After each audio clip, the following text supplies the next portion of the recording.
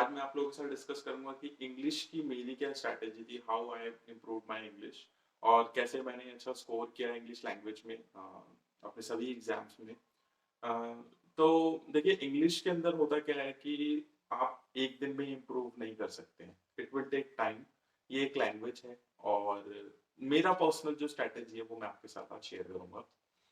English में सबसे पहली जो चीज़ होती है, वो डिपेंड करता है कि आपका इंग्लिश का जो मतलब जो पीछे का आपका बेसिक्स है वो कितने क्लियर हैं, ग्रामर को लेके और राइटिंग को लेके, रीडिंग को लेके मतलब जो भी है आप कहाँ मतलब किस पोज़ीशन पे स्टैंड करते हैं, वो उस पे काफ़ी डिपेंड करता है कि आपको कितना टाइम लगेगा।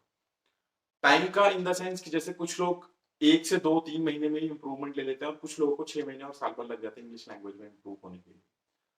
मैं जो भी आपको बताऊँगा कि काफ़ी इम्प्रूव्ड और एक नेचुरल और एक फास्ट ट्रैक स्ट्रैटेजी होगी। फास्ट ट्रैक तो मैं ख़ैर शॉर्टकट तो नहीं बोलूँगा बट हाँ, फास्ट ट्रैक बोल सकता हूँ कि एक मतलब थोड़ा-सा जल्दी तरीके से आप कैसे अच्छा स्कोर कर सकते हैं इंग्लिश लैंग्वेज के अंदर।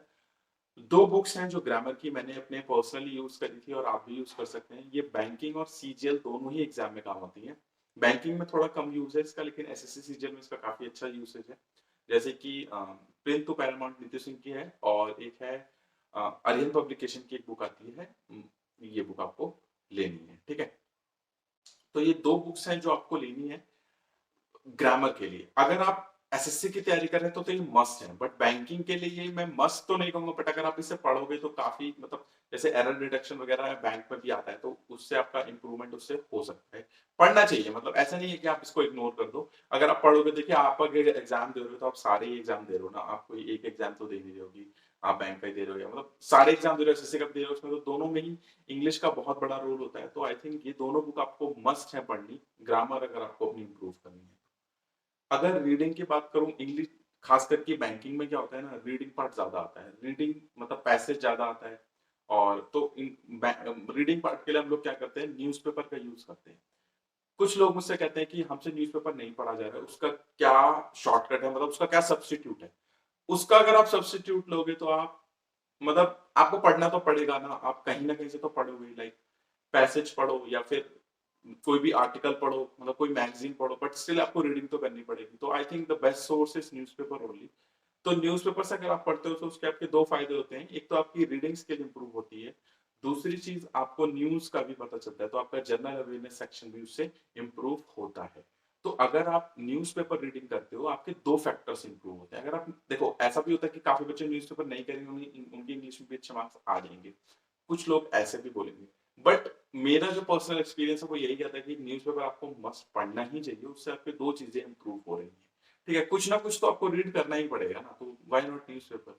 डेली आप न्यूज़पेपर की हैबिट बनाइए 30-35 मिनट्स की और अगर आप तैयारी कर रहे हैं, अगर आप वर्किंग नहीं है, अगर आप वर्किंग भी हैं तो भी आप 15 से 20 मिनट न्यूज़पेपर को दे सकते हैं। काफ़ी आपको बेनिफिट मिलेगा, आप देखेंगे धीरे-धीरे आपके मार्क्स जो हैं इम्प्रूव होना शुरू हो जाएँगे। 2 चीज़ें हो गई ग्रामर और रीडिंग। इसके बाद जो बात आती है वो होती है प्रैक्टिस की। आप जितना ज़्यादा प्रैक्टिस करेंगे उतना ही ज़्यादा आपके मार्क्स स्कोर होंगे। एक और चीज़ होती है कि फास्ट रीडिंग कैसे करें? जैसे कि कम टाइम में जल्दी आप पैसेज को कैसे पढ़ें? जो मेरे टाइम में एसबीआई का पेपर हुआ था 2019 में, उसमें क्या हुआ था कि 5 पैसेज आए थे छोटे-छोटे, उनको रीड करना था with in the time frame.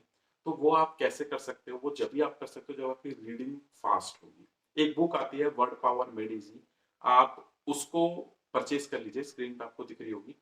वो अगर आप परचेज़ कर लेंगे तो इसके ना चैप्टर्स होते हैं, इसको आप थोड़ा-थोड़ा पढ़िए और उसको ना सॉल्व करिए, एक्सरसाइज़ेज़ होती हैं। तो वो एक्सरसाइज़ अगर आप सॉल्व करते हो ना, तो आपको बहुत बेनिफिट मिलेगा। ट्रस्ट मी ये बुक बहुत अच्छी है, बहुत बेनिफिशियल है। मतलब ये ऑटोमैटिक आपकी इंग्लिश रीडिंग को फास्ट करती जाएगी और आपको बताएगी भी आप कहाँ स्टैंड करते हो। चैप्टर वाइज़ चैप्टर आपको इसको सॉल्व करना है, इसकी एक्सरसाइज़ेज़ को मतलब वो अटेम्प्ट करना है, तब आप देखना आपको काफ़ी इम्प्रूवमेंट हो, ठीक है? ये 2 से 3 बुक अगर आप फॉलो करते हो और आप न्यूज़पेपर रीडिंग करते हो, अगर आप न्यूज़पेपर का कुछ और सब्स्टिट्यूट अच्छा आपको लगता है, आप उसके लिए जा सकते हो, बट मेरे हिसाब से आपको न्यूज़पेपर ही पढ़ना चाहिए। जब आप ये सारी चीज़ें कर लेते हो, तो आपका जो फाइनल चीज़ आती है, वो आती है मॉक टेस्ट। मॉक टेस्ट बहुत इंपॉर्टेंट है गाइज़। अगर आप मॉक टेस्ट नहीं देते हो, ये सारी चीज़ें बेकार हैं, क्योंकि मॉक टेस्ट ही है जो आपको बताएगी आप कहाँ कितनी प्रैक्टिस हो रही है, कितना आपका मार्क्स आ रहा है।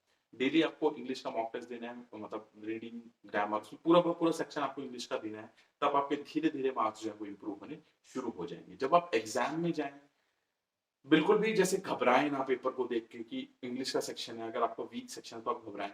जो भी आपकी प्रैक्टिस होगी ना जिस तरीके से, वही आप पे एग्ज़ीक्यूट होगी एग्ज़ाम में। अगर आपकी फ़ास्ट रीडिंग की हैबिट बन जाएगी ना, तो आप एग्ज़ाम में भी फ़ास्ट ही रीड करेंगे।